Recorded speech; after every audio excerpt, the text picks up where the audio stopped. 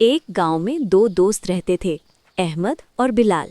दोनों एक ही मदरसे में पढ़ते थे और साथ खेलते थे।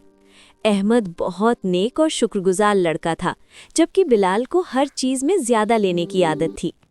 एक दिन उनके उस्ताद ने कहा, जो बच्चा आज सच बोलेगा और अमानतदारी दिखाएगा, उसे इनाम मिलेगा।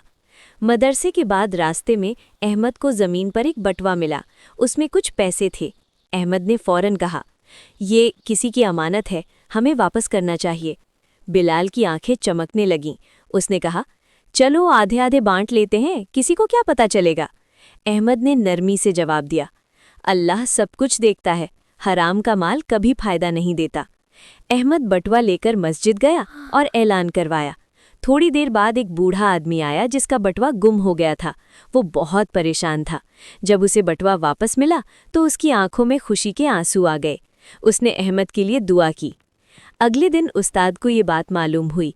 उन्होंने पूरी क्लास के सामने अहमद की तारीफ की और उसे इनाम दिया। बिलाल शर्मिंदा खड़ा था।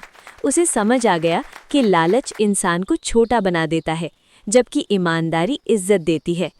बिलाल ने अहमद से माफ़ी मांगी और वादा किया कि वो आइंदा कभी लालच नहीं करेगा। लालच बुरी बला है और सच्चाई व अमानतदारी इंसान को अल्लाह और लोगों की नज़र में इज्जत देती है।